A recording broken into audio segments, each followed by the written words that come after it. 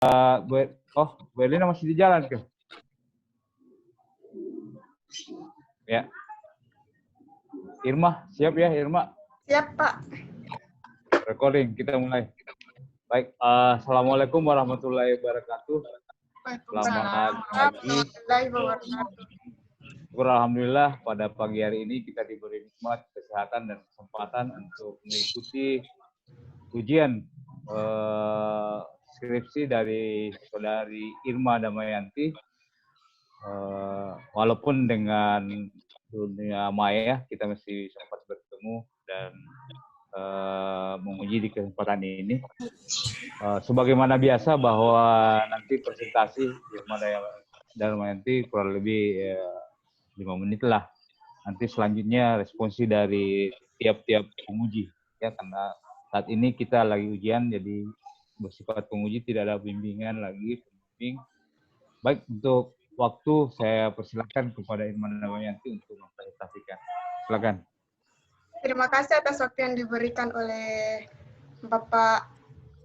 Saya akan mempresentasikan hasil skripsi saya yang berjudul Studi Literatur Kualitas Hidup Penderita Diabetes Mellitus.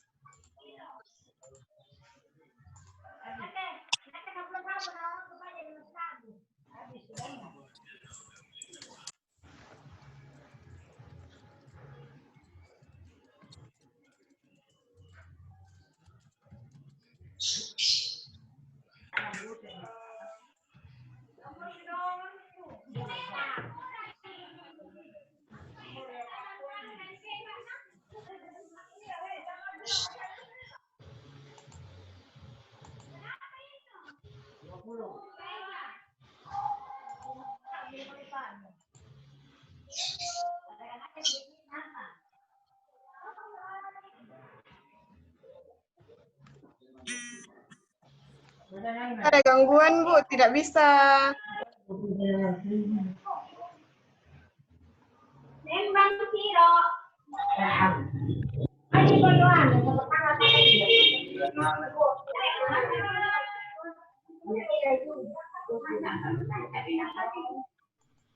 Ya, sudah.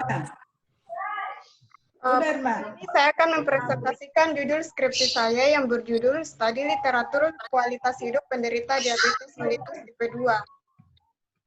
Langsung saja di bab 1 pendahuluan. Sama seperti yang proposal sebelumnya, prevalensi internasional diabetes mellitus pada tahun 2019 itu mencapai 10.684 juta.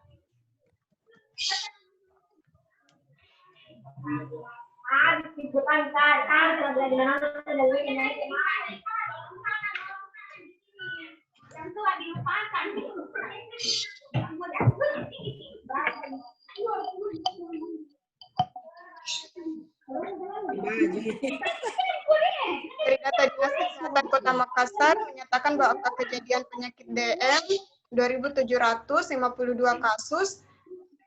Pada rumusan masalahnya, berdasarkan latar belakang di atas, maka rumusan masalah dari studi literatur ini adalah bagaimana hidup penderita diabetes mellitus tipe 2. Tujuan dari studi literatur ini adalah untuk mengidentifikasi kualitas hidup penderita diabetes mellitus tipe 2.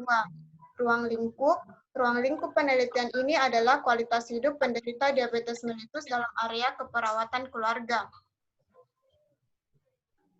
Bab 2, tinjauan pustaka.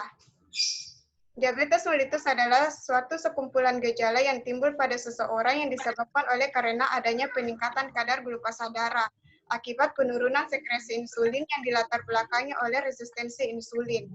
Untuk kualitas hidup, menurut Muhlisin Abi 2016, kualitas hidup merupakan persepsi subjektif dari individu terhadap kondisi fisik, psikologis, sosial, dan lingkungan dalam kehidupan sehari-hari.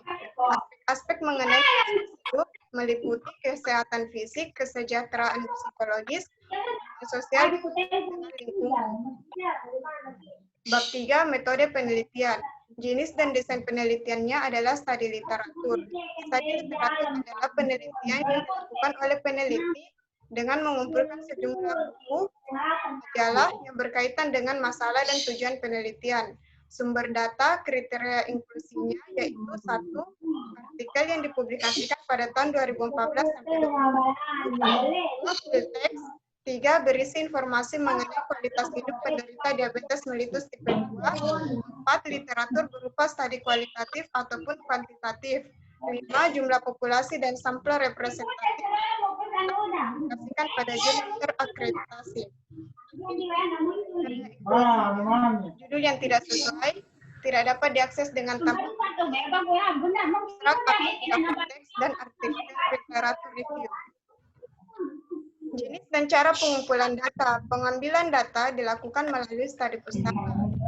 Cara melakukan penelusuran hasil ilmiah dengan rentang tahun 2014 sampai 2020 dengan menggunakan database PubMed, ScienceDirect, Cochrane, dan Google Scholar. Hasil penelusuran kemudian dianalisis dan disimpulkan. Prosedur penelitian.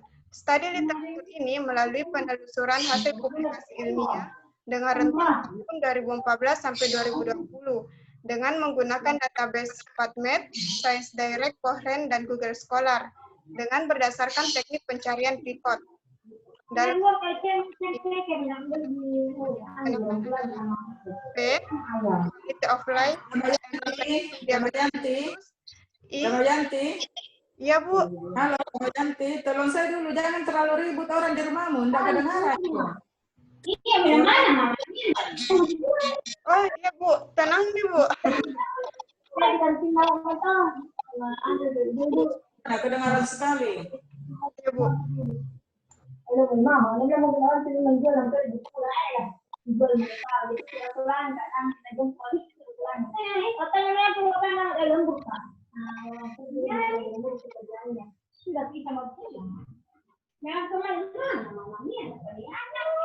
Kenapa mati?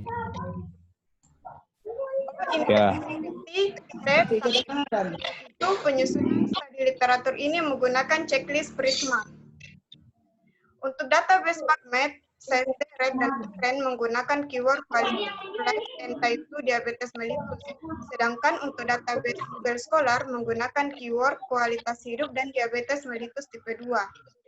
Bab 4, hasil dan pembahasan. Hasilnya, berdasarkan hasil pencarian literatur dari 56 artikel, didapatkan 7 artikel yang memenuhi kriteria inklusi. Penelitian tersebut mengidentifikasikan tentang kualitas hidup penderita DM tipe 2. Pengukurannya dengan menggunakan kuesioner World Health Organization Quality of Life atau yang disingkat WHO-BREF untuk menggambarkan kualitas hidup dan tiap orang dalam kehidupannya pada masyarakat dalam konteks budaya dan sistem nilai yang ada pada terkait dengan tujuan, standar, dan perhatian. Tabel berikutnya. Kata kunci pikot, kualitas hidup dan diabetes mellitus didapatkan jurnal 35 pada Google Scholar, Quality of Life and Type 2 Diabetes mellitus didapatkan jurnal pada database PubMed itu 11,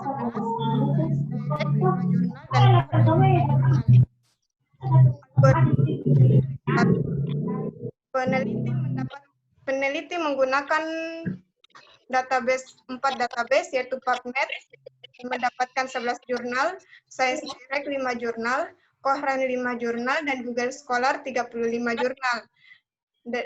Sehingga didapatkan semua jumlahnya jurnal itu 56.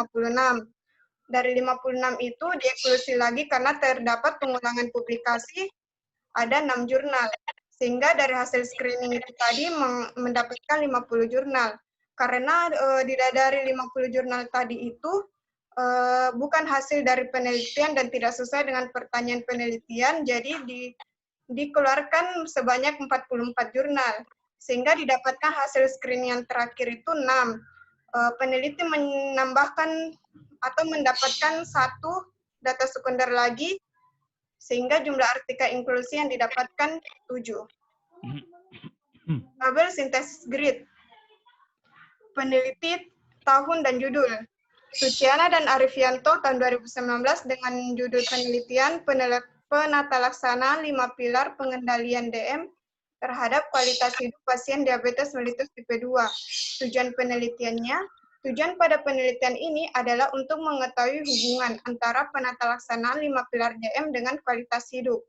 Desain penelitian ini adalah penelitian kuantitatif, sedangkan rancangan penelitiannya menggunakan observational analitik. Responden yang digunakan sebanyak 49 responden dengan menggunakan teknik estimasi proporsi. Pengumpulan datanya, penelitian dilakukan pada bulan Desember 2018. Data demografi yang dikumpulkan meliputi umur, jenis kelamin, tingkat pendidikan, pekerjaan, dan lama menderita. Kuesioner yang digunakan adalah kuesioner kualitas hidup menggunakan WHO QOL. Hasil penelitiannya, hasil dari data demografi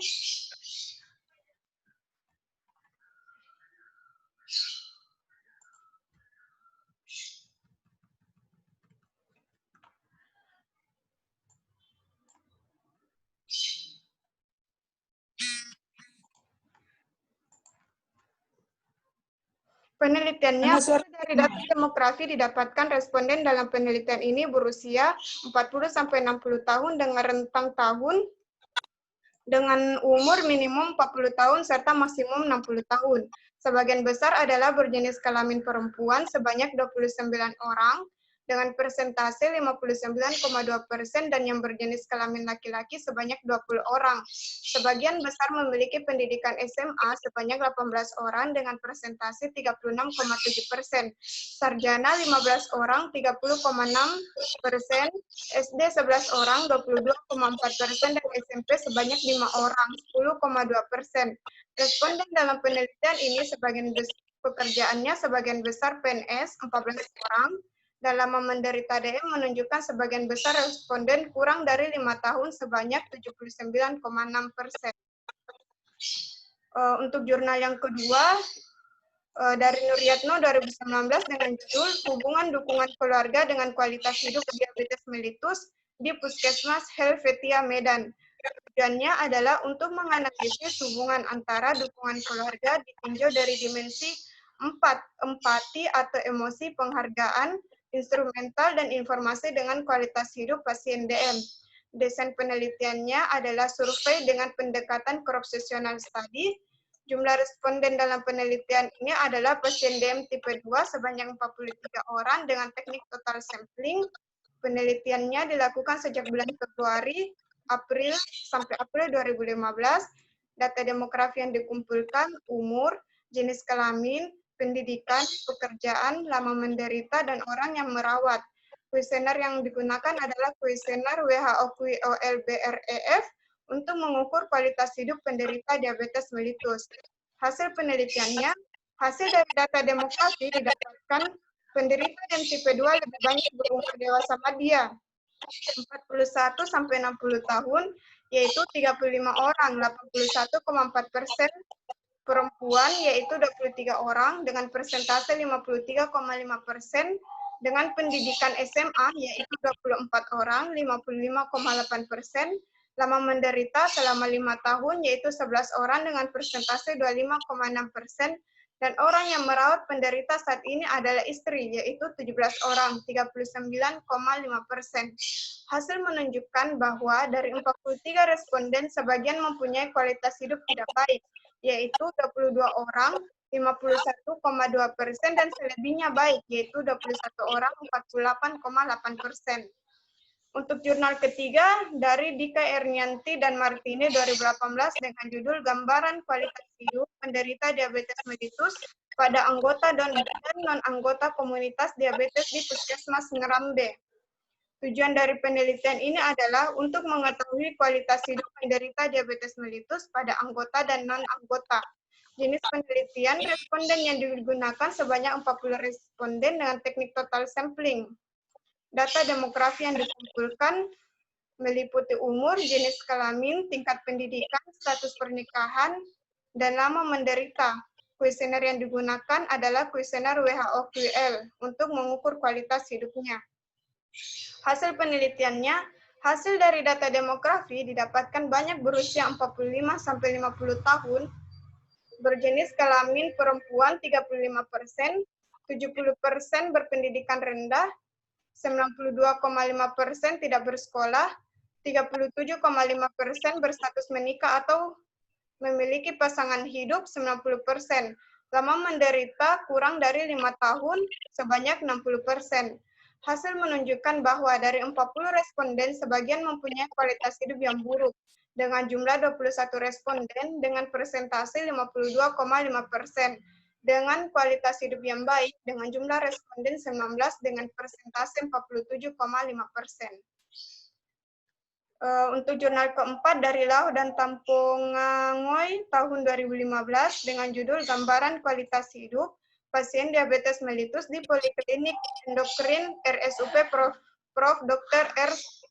Kandau Manado.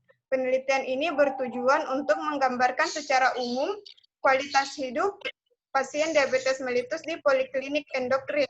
Desain penelitian ini adalah deskriptif. Responden dalam penelitian ini adalah sebanyak 30 responden dengan teknik pengambilan sampel accidental sampling. Pengumpulan datanya, penelitian ini dilakukan pada bulan Juli tahun 2015. Data demografi yang dikumpulkan meliputi umur, jenis kelamin, dan tingkat pendidikan. Instrumen penelitian yang digunakan adalah dengan menggunakan kuesioner kualitas hidup WHO-QL yang terdiri dari 11 pertanyaan yang mengukur kualitas hidup pasien diabetes mellitus. Hasil penelitiannya, hasil dari data demografi didapatkan dari 30 responden dalam penelitian ini, ditemukan yang terbanyak responden dengan umur 60-74 tahun, sebanyak 15 responden dengan persentase 50%, dan yang paling sedikit responden dengan umur 75-90 tahun, yaitu 2 responden dengan persentase 6,7%. Responden yang terbanyak berjenis kelamin perempuan 56,7%, responden dengan pendidikan tertinggi SMA 13 responden, dan yang berpendidikan terendah adalah SD sebanyak 20%. Dan yang paling sedikit adalah perguruan tinggi dengan 4 responden dengan persentase 13,3%. Hasil menunjukkan bahwa dari 30 responden, sebagian mempunyai kualitas hidup yang baik, yaitu 19 orang dengan persentase 63,3%, dan selebihnya kualitas hidupnya buruk, yaitu 11 orang, 36,7%. Untuk jurnal yang kelima dari Roifa 2016 dengan judul Analisis Hubungan Lama Menderita Diabetes Mellitus dengan Kualitas Hidup Penderita Diabetes Mellitus. Tujuan dari penelitian ini adalah untuk mengetahui hubungan lama menderita diabetes mellitus dengan kualitas hidup penderita diabetes mellitus. Desain penelitian ini adalah desain analitik korelasional dengan pendekatan cross-seksional. Jumlah responden sebanyak 81 responden dengan menggunakan teknik systematic sampling. Pengumpulan data demografi yang dikumpulkan yaitu umur, jenis kelamin, pendidikan, sumber informasi, dan pekerjaan. Kuesioner menggunakan instrumen dari WHO, yaitu WHO-QOL.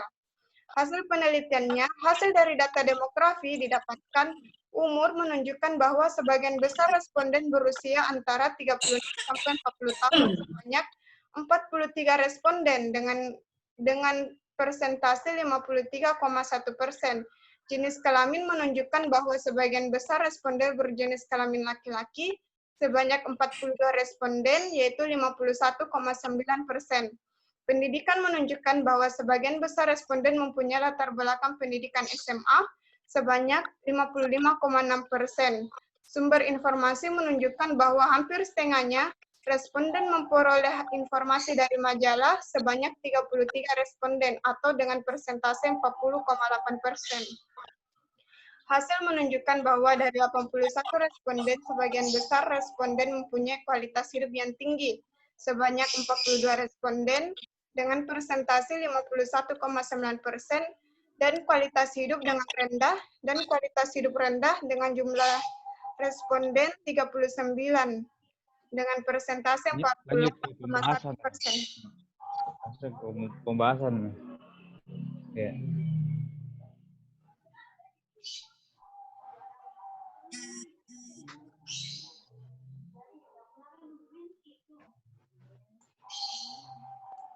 Sedangkan dalam penelitian Nuryatno 2019, dalam penelitiannya menggunakan kuesioner WHO Quality of Life, Penelitiannya menggunakan WHO Quality of Life dengan mengukur kualitas hidup penderita. Penelitian ini dilakukan sejak bulan Februari sampai April 2015 dengan hasil menunjukkan bahwa dari 43 responden mempunyai kualitas hidup baik, mempunyai kualitas hidup tidak baik yaitu 22 orang dan selebihnya baik yaitu 21 orang.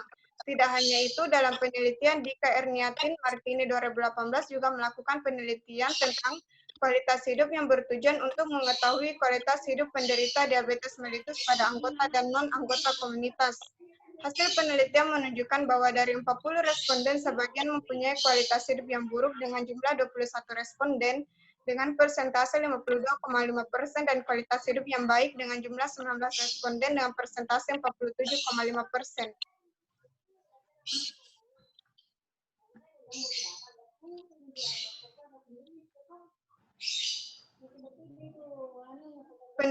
Penelitian yang sama juga dilakukan oleh Lau dan Tampungangoy 2015, bertujuan untuk menggambarkan secara umum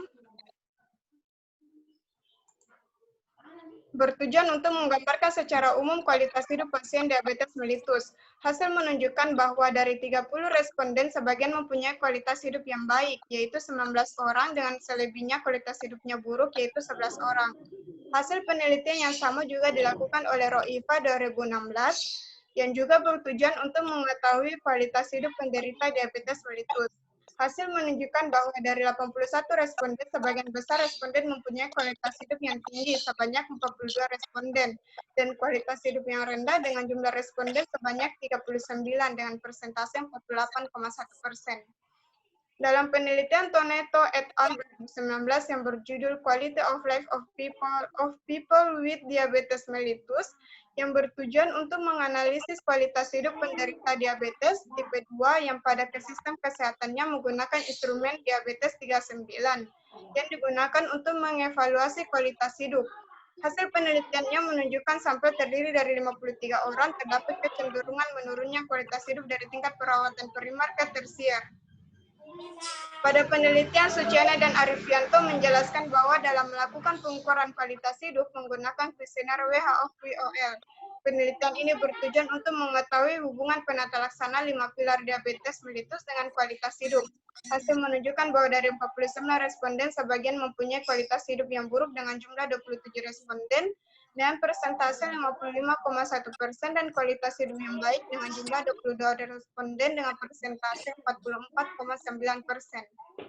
Kesimpulan, untuk mengetahui kualitas hidup penderita penyakit kronis, salah satunya diabetes mellitus tipe 2, maka instrumen yang valid digunakan adalah instrumen dari WHO QOL BREF yang telah banyak diterjemahkan ke dalam beberapa bahasa, termasuk bahasa Indonesia, sehingga dipinjamkan dalam studi penelitian besar atau uji klinis.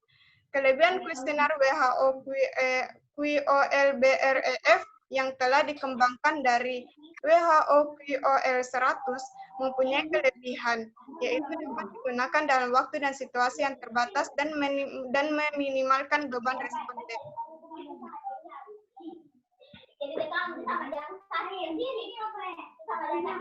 Ya, terima kasih atas presentasinya.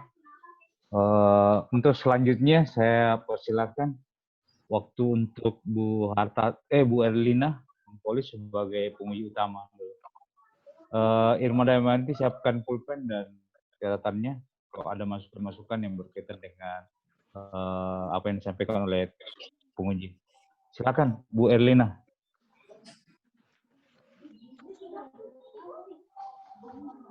Suaranya Bu.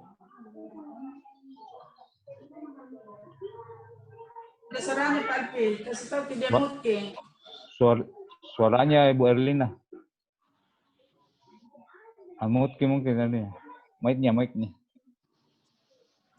Ibu Erlin. Mic-nya Bu, mic.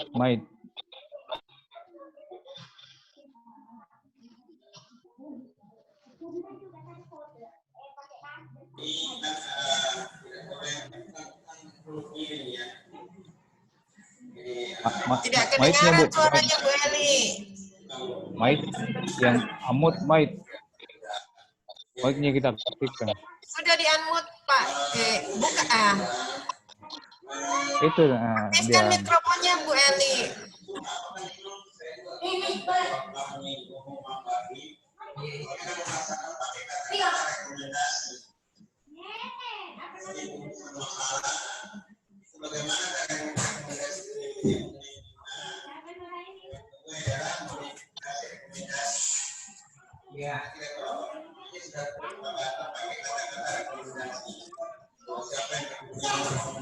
Konsul. Mikrofonnya tahu? Mikrofonnya, Pak.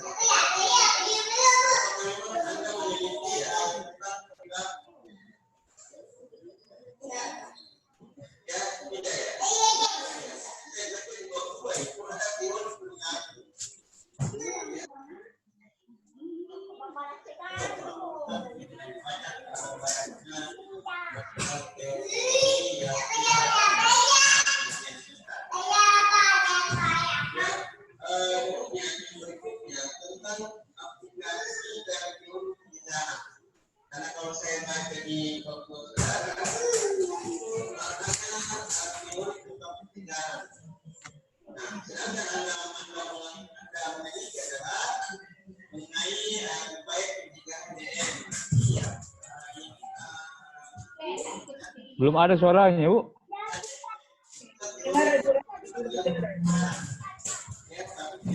Itu suaranya enggak ada.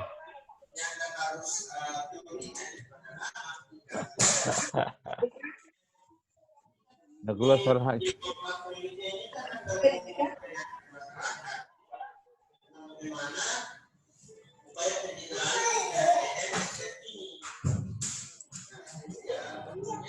Bu Eli, diketik mau saja pertanyaan tak. Tulis di chat. Tulis di chat saja. Trimurti, Tuhan.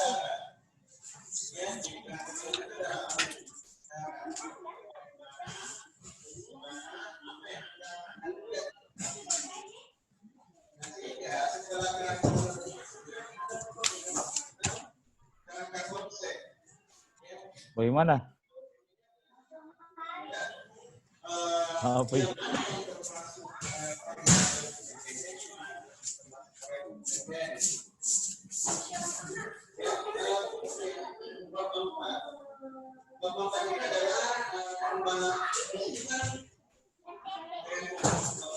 Oke, itu sementara kita lanjut saja buat tapi dulu mungkin supaya waktunya tidak terbuang. Nanti Bu Erlin nanti menyelesaikan. Ya, baik. Terima kasih. Assalamualaikum warahmatullahi wabarakatuh. Waalaikumsalam warahmatullahi wabarakatuh. Untuk Yanti tadi telah menguraikan beberapa penelusuran ya, jurnal. Kalau saya melihat, Nak, belum ada jurnal keperawatan. Diusahakan ada satu sesuai keputusan rapat kemarin. Oh ya, Bu. Bahwa Anda harus memasukkan satu jurnal keperawatan. Ambil yang terkait dengan judul penelitian dari dosenmu ya, Irma. Iya, Bu. Iya, Bu. Ya. Ya. Saya tanya dulu Irma. Irma, apa yang dimaksud sebenarnya nak kualitas hidup? Apa yang kau maksudkan dengan kualitas hidup? Itu, Bu, kualitas hidup adalah yang dimana seseorang dalam menjalankan kehidupannya itu ada 4 aspek itu, Bu. Aspek sosial, aspek dengan lingkungan, aspek dengan lingkungan, aspek kesehatan sosial dan psikologisnya, Bu, dalam menjalani kehidupan sehari-hari. Ya. Menurut Irma, yang paling penting di antara 4 itu apa ya, sayang? Aspek apa yang paling penting setiap individu? Oh, yang paling penting itu, Bu, yang aspek tentang psikologisnya, Bu, fungsi psikologisnya. Ya, aspek psikologisnya. Ya, Bu. Nah, tadi kalau saya mendengar beberapa penelusuran yang Irma paparkan, sepertinya Irma itu hanya memindahkan saja hasil penelitian ke pembahasan dan dibaca ulang, tapi Irma tidak ada komentar. Misalnya tadi ada yang saya dengar itu dari 81 responden hanya 30 yang dikatakan kualitas hidupnya bagus. Ada tadi ya, yang penelitian ke-6 kayaknya tadi itu. Nah, itu Irma itu sebaiknya Irma melihat itu apakah itu sejalan dengan tujuan yang Irma ingin capai atau tidak, Kalau sejalan kenapa dan kalau tidak kenapa. Itulah kita harus melihat karyanya Irma. Ya, jangan cuma memindahkan hasil penelitian itu, tapi Irma mencoba menganalisis kenapa kira-kira itu terjadi. Ya Irma, coba Irma, kenapa kira-kira itu Irma? Kenapa bisa terjadi itu nak? Yang jurnal yang 80 ya. Ya, yang 81 respondennya hanya 30 responden yang dikatakan kualitas hidupnya baik. Ya Bu, saya baca dulu. Ya. Oh ya Bu. Ya. Dalam penelitian Roifa Bu, di situ respondennya 81. Bisa Bu diulang tadi pertanyaannya Bu? Ya? Pertanyaannya tadi Bu. Kenapa hanya 30 kira-kira? Kenapa ya hanya 30 yang kualitas hidupnya baik? Ya, Irma kan coba menganalisis. Kan kalau tadi saya tidak salah dengar, Irma mengaitkan bahwa yang 30 itu salah satunya ya saya ingatkan kembali. Irma itu karena tingkat pendidikannya rendah. Nah, apakah bahwa setiap orang yang menderita penyakit diabetes mellitus dikaitkan dengan 4 faktor tadi yang bisa dikatakan kualitas hidupnya bagus? Apakah kalau tingkat pendidikannya bagus memang terjamin bahwa kualitas hidupnya juga bagus? Tentu tidak. Ya Irma ya? Ya Bu. Ya tentu tidak. Dalam kehidupan memang itu yang paling penting itu adalah psikisnya ya, psikologisnya ya. Ya, artinya biar banyak hartanya orang kalau secara psikologis juga tidak nyaman, tidak bagus itu juga akan berpengaruh. Walaupun memang kalau kita secara teori fisik dan psikis itu saling berpengaruh, tapi ini kan kita berbicara kualitas hidup yang menurut Irma itu ada 4 hal yang berpengaruh di dalam kualitas hidup itu ya. Ya, ada psikis, ada aspek sosial ya. Iya Bu. Nah, kalau Irma kaitkan dengan judul Irma, memang sih semua penelitian saja yang Irma ambil itu memang terkait dengan judul yang berbicara dengan kualitas hidup. Nah, cuma barangkali Irma perlu sedikit memberikan argumen terhadap beberapa penelitian yang Irma sajikan itu, kenapa hasilnya seperti itu. Karena itu kan ada di dalamnya Irma ya. Iya Bu, ada Bu. Ya, ada di dalam. Nah, silahkan itu Irma dikembangkan di analisis Irma sendiri. Ya, karena ada 30 tadi responden, ada 81, ada 45 ya Rizka ya. Itu dianalisis satu-satu sayang, itulah masuk. Karena kalau A itu di bab 4 itu kan hasil dan pembahasan. Di bab 4 ya Irma. Jadi Irma dulu sudah benar tadi Irma memaparkan semua hasil penelusurannya, 7 literatur tadi ya, artinya 7 jurnal. Ya, 7 jurnal itu mungkin bagian A. Kemudian bagian B itu khusus untuk pembahasan. Nah, saya lihat Irma tadi di berikutnya itu kan PowerPoint itu barangkali yang Irma kasihkan pembahasan. Cuma kalau menurut saya sepertinya Irma itu hanya memindahkan yang dari tabel grid itu turun ke bawah pembahasan. Tidak ada komentar tak nak kenapa. Ya, misalnya tadi itu kembali saya ulangi 30 dimungkinkan kenapa yang 30 itu? Apakah memang karena yang 30 itu murni pendidikannya rendah atau ada faktor lain? Walaupun ini hanya kita lihat hasil penelitian orang. Iya Bu. Oke, ya. Kemudian Irma saran barangkali nak coba kau lihat kembali itu abstrakmu ya. Oh iya Bu. Ya, coba kau lihat kembali abstrakmu. Itu jangan lebih dari 250 kata barangkali Irma.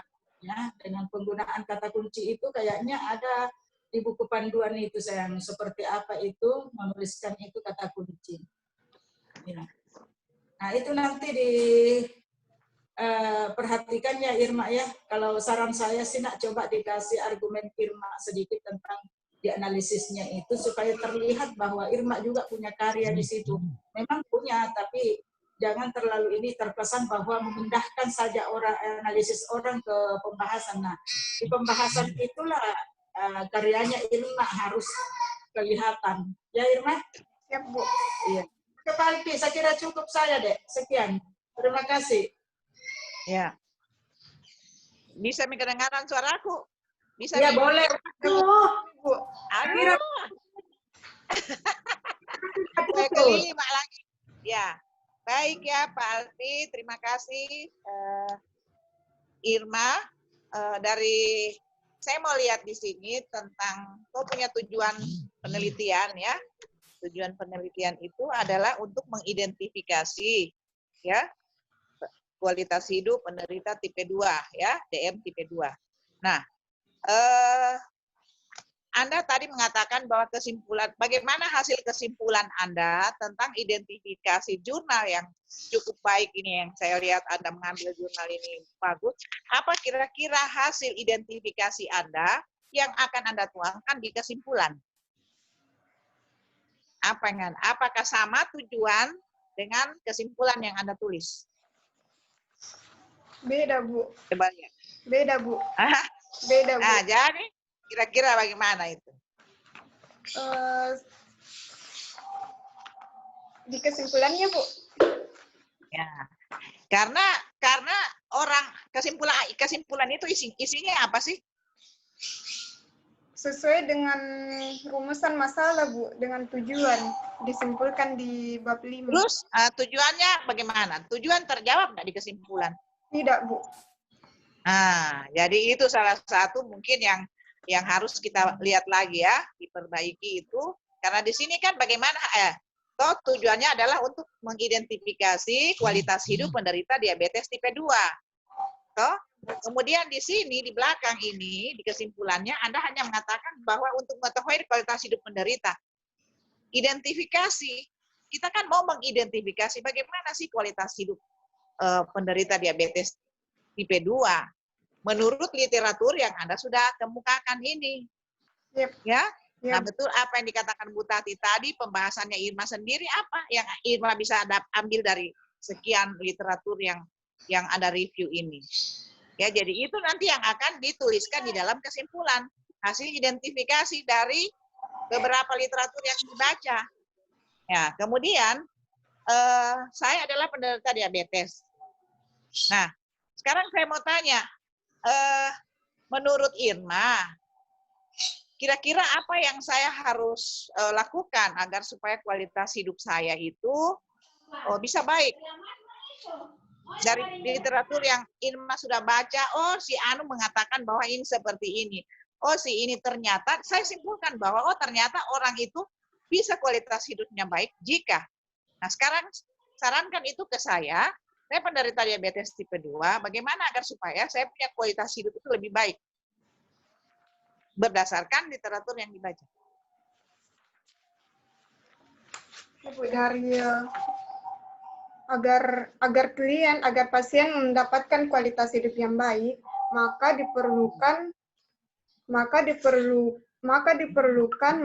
klien memerlukan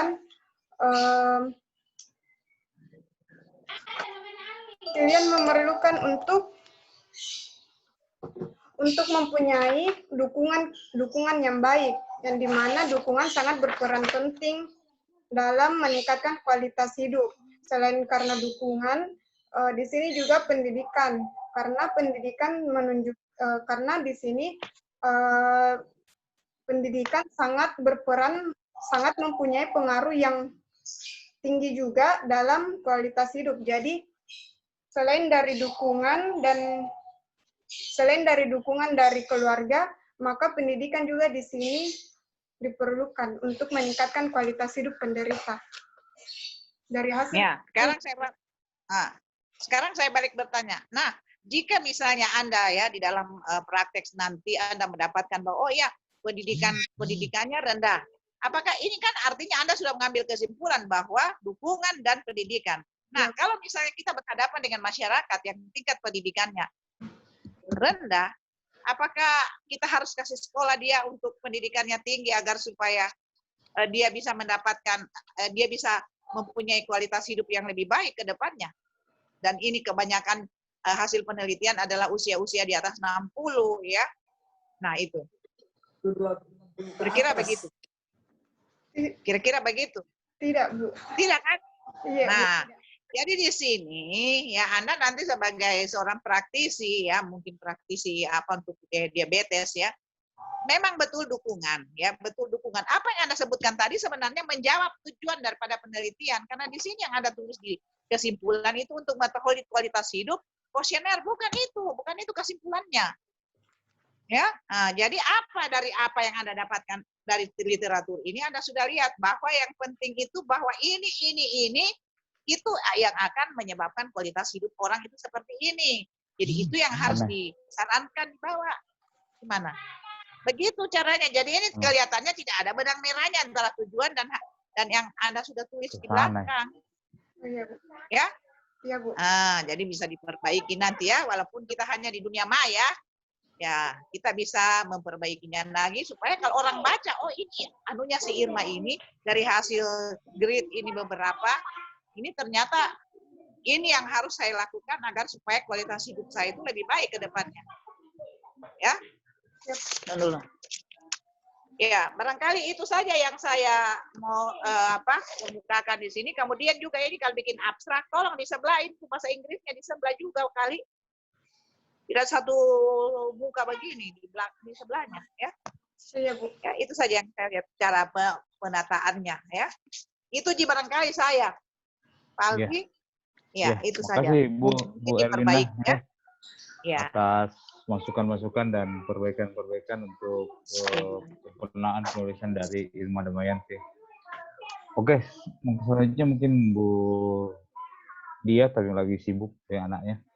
Baik, dari saya Irma Damayanti sesuai dengan apa yang disampaikan oleh Ibu Atat tadi, kemudian Ibu Erlina, ya itu sejalan karena memang dari apa yang kamu bahas itu belum kelihatan jelas apa yang kamu analisa dari literatur yang kamu ingin bahas, karena berulang saja di pembahasan. Jadi apa yang kamu sampaikan di hasil itu juga yang kamu sampaikan di pembahasan. Jadi belum terlihat bahwa apa bahasa yang kamu sebagai yang mengkaji atau memberikan kajian tentang hasil-hasil penelitian orang itu belum nampak jelas bahasa kamu sendiri. Nah, seharusnya di situ harus nampak jelas bahwa dari penelitian ini kemudian nanti dikaitkan dengan penelitian selanjutnya. Nanti kamu bandingkan di situ apa kelemahan dari penelitian yang satu, kemudian apa kelebihan-kelebihan, kemudian kamu sesuaikan dengan tujuan penelitianmu. Ya, apa yang kamu ingin lihat. Nah, itu yang belum nampak. Jadi mohon diperbaiki nantinya untuk kesempurnaan studi literaturnya sehingga nampak jelas bahasa yang kamu kemukakan sebagai penelusur atau yang mengkaji tentang penelitian-penelitian orang sebelumnya. Ya, dari tujuh yang kamu teliti itu, ya kamu lihat masing-masing apa kelemahan-kelemahan atau kelebihannya, kemudian kamu sesuaikan dengan tujuan penelitianmu sehingga nampak jelas apa yang ditanyakan oleh Bu Erlina tadi, kemudian Bu Atati itu nanti dituliskan dengan baik. Ya. Saya kira itu ya buat masukan-masukan dari kedua penguji utama dan penguji pendamping. Saya juga sebagai penguji ya hanya menjalankan itu karena memang belum ada, mungkin karena terlambat dalam hal penginformasian hal ini sehingga belum bisa kamu tuliskan dengan baik. Tapi untuk kesempurnaannya harus dituliskan itu. Sebenarnya di pembahasan harus lebih banyak dibanding hasil.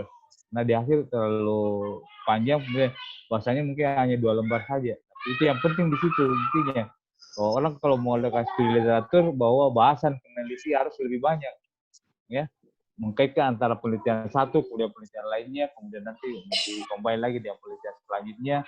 Nah, kemudian kita temukan ternyata ini yang disampaikan ini sesuai dengan apa yang saya inginkan, misalnya bahwa kualitas hidup itu ditentukan dari beberapa faktor, misalnya ternyata faktor-faktor ini yang lebih dominan di hasil penelitian, bahwa ada beberapa peneliti yang mengatakan ini, sehingga itulah yang menjadi penting, ya. Saya kira itu. Selanjutnya saya persilakan Bu Dia, mungkin masukan. Silakan Bu Dia. Ya, baik, terima kasih. Assalamualaikum warahmatullahi wabarakatuh. Di sini saran dulu. Pada abstrak sebaiknya diperbaiki penyusunan kalimat bahasa Indonesianya sesuai dengan SPOK agar nanti saat diterjemahkan otomatis oleh Google itu akan tersusun dengan bagus kalimatnya. Karena saya baca yang di bahasa Inggrisnya masih kurang bagus, misalnya yang sering kencing itu apa tadi terjemahnya, frequent urin dan lain sebagainya. Jadi susun bagus sesuai SPOK agar saat diterjemahkan bagus juga susunannya. Kemudian kalau memang sudah disusun berdasarkan SPOK, nah terjemahannya masih aneh, ya minta tolong diperbaiki menggunakan kata yang memang sesuai. Seperti itu, Irma ya.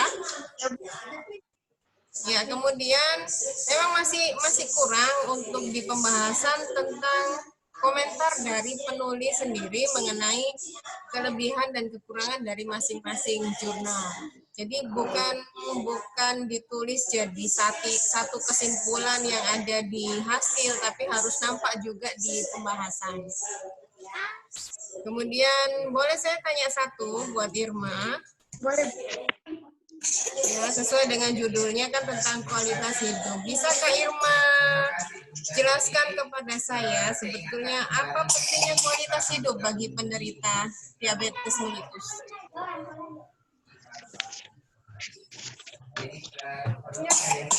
Kualitas hidup untuk penderita diabetes mellitus itu karena penderita diabetes mellitus itu jika dalam pengelolaan kualitas hidupnya tidak baik, maka dalam menjalani kehidupannya itu juga buruk.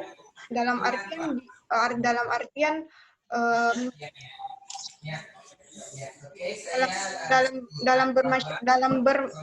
dalam sosialnya dengan masyarakat itu jadi kurang. Jadi pentingnya dalam memperhatikan kualitas hidup itu untuk terutama 4 faktor yang tadi, yaitu faktor lingkungan, pendidikan, dan kesehatannya. Kemudian apa kaitannya kualitas hidup itu sendiri dengan penyakitnya? Ya, dari penyakitnya itu Bu, kaitannya diabetes mellitus dengan kualitas hidup itu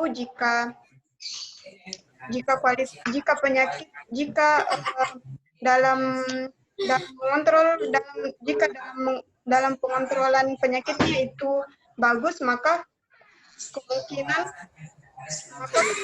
itu kualitas hidupnya juga baik. Dalam artian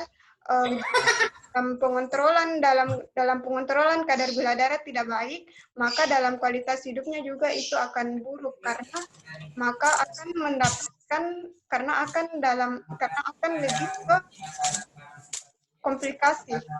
Jika tidak didukung dengan kualitas hidup yang baik, maka akan dengan mudah mendapatkan komplikasi-komplikasi yang bisa terjadi di DM seperti komplikasi akut dan kronisnya, Bu. Kebalik tadi pernyataannya. Terbalik, Pak Dian. Kebalik sih pernyataannya. Kualitas hidup yang berpengaruh terhadap peningkatan kadar gula darah.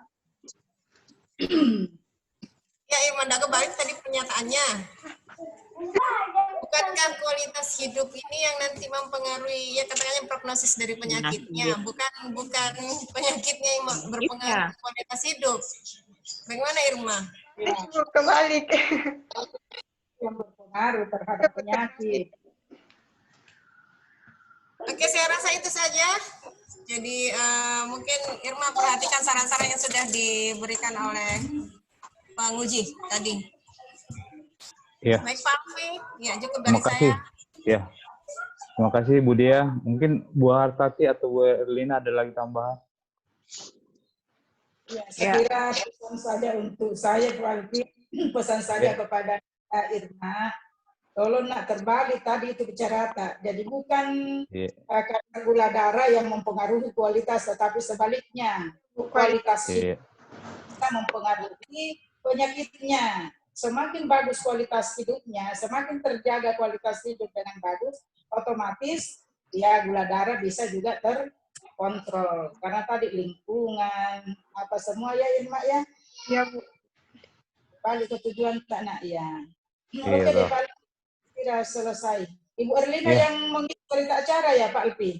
Iya Bu Erlina, penguji utama yang mengikut nanti dikasih infonya. Boleh nilainya dikirim ke- saja DP nilai ke sini ya. Iya. Nilainya. Linknya sudah ada. Bu Lina, linknya sudah ada. Perawatan linknya sudah ada. Enggak. Iya, Maksudnya yang penting nilai. nilai tak tahu nilai tahu kita Nilai yang kirim tidak input. Saya nanti saya tanya dia di sini berdekatan ya Kak. Iya, WA Oke saya deh. tuh, Iya, dengan saya kasih iya. masuk. Oke. Iya. Oke Ya. Bu, terima kasih banyak kepada penguji utama dan pembimbing dan penguji lainnya. Untuk Saudara Irma Damayanti, hari ini Anda telah mengikuti ujian dengan catatan Anda harus memperbaiki pembahasan dan lainnya, masukan-masukan dari penguji, ya semuanya harus Anda perbaiki, ya. Sebelum Anda disahkan bahwa ini sudah layak untuk dicetak misalnya. Ya, terima kasih banyak untuk kepada penguji masing-masing atas waktunya, kesempatannya pada ini untuk menguji Saudara Irma Damayanti. Selamat buat Irma Damayanti telah mengikuti ujian hari ini, dan saya kira cukup sekian dari saya kembalikan ke Irma Damayanti sebagai host. Assalamualaikum warahmatullahi wabarakatuh. Terima kasih Bapak Ibu. Ya, oke. Kita live ya. Kita mau live ya. Live meeting. Ya.